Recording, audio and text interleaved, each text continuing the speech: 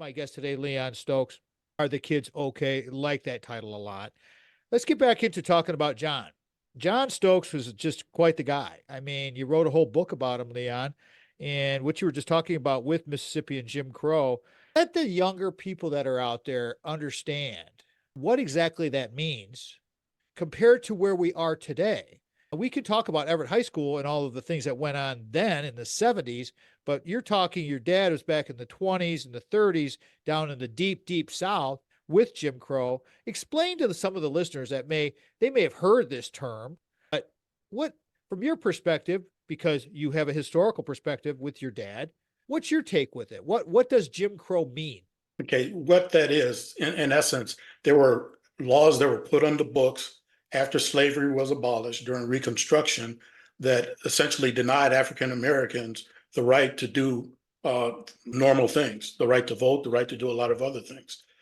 These were laws that were in a number of the southern states were put in place for the sole purpose of maintaining a two-tiered system within our society. Now, obviously, that is very, very limiting to anyone who has any opportunity or any aspirations to move and better themselves in life and take advantage of what the country really did have to offer. But it wasn't offered to everyone. So for anyone who's thinking that, Jim Crow is just some phrase that was out there that, is used as an excuse for not moving forward, it's not. It was actually a limiting factor in a good portion of our society and allowing people to move forward. Now, compared to today, what does that mean? Jim Crow is no longer on the books, but in order to really change the spirit of that, you've got to get to the heart of the individual. People have to get that kind of hate and that kind of, feeling out of their heart and recognize that people are people and make judgments on people based on who they are and how they present themselves. That was one of the biggest things I learned from my father. He, coming from that environment, he didn't allow that to cloud his judgment of individuals when he met them based on what they look like. He dealt with people on an individual basis. And as Christ dealt with us, he looked at people based on how they presented themselves and how they came and made his judgment based on that. Now, if you came to him with respect, treated him with respect, that's what he gave back to you. Simple as that. When it gets continue the conversation, Leon, your parents moved up to Lansing, mid-Michigan in 1950 to like you said, with the Great Migration. Let's continue that movement forward because that's the story, and your dad putting himself on the holding pattern so that, you and your four siblings could get ahead in life, which obviously worked because all five of you are college graduates and doing very, very well.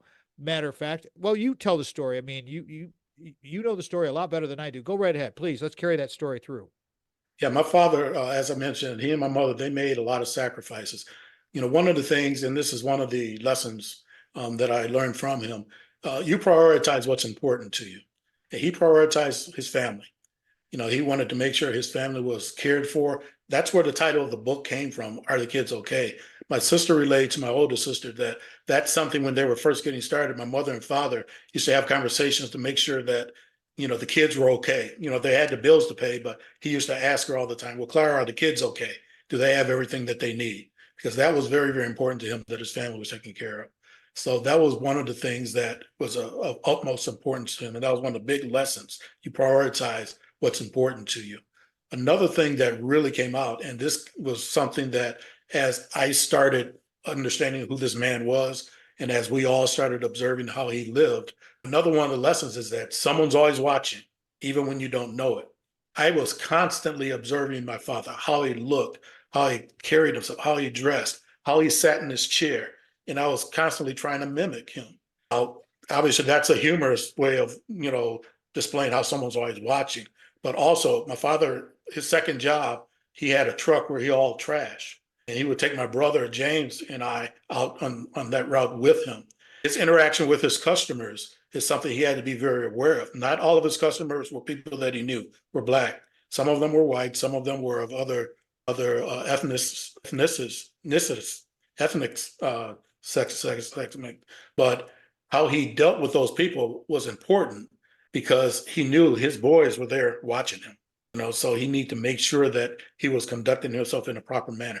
And I carried that into not only as I was growing, but also into my career, because people were watching me as a manager, as a director, on my job as an example. And this is something I really didn't know until later when they say something. People were watching how I conducted myself. So again, that was how one of his lessons kind of carried on into. Let's take a walk in the time machine, bro. Go right ahead. Yeah, that was great times coming into Everett, playing football and playing basketball. In fact, I had opportunity to play football with you my junior year, your senior year. We were on the Vikings football team. I had a chance to meet and interact with some really, really good people who I'm still friends with today. The Dale Beards, the Bruce Fields, the Tony Daniels. Um, Obviously, that 1977 championship team, that was unreal. I mean, traveling with Irvin, playing on the team with Irvin was truly a joy. I mean, when you stop and think about it, he's going to go down as the best point guard in the history of the game. And I can say that I had a chance to play ball with this guy, so that was truly, truly great. And Irvin's a good guy. Anybody that knows him will tell you that. He's really a good guy. But I tell you, hanging out with him and that basketball team was like traveling with the Beatles because everybody wanted to be around. He was just such a good guy.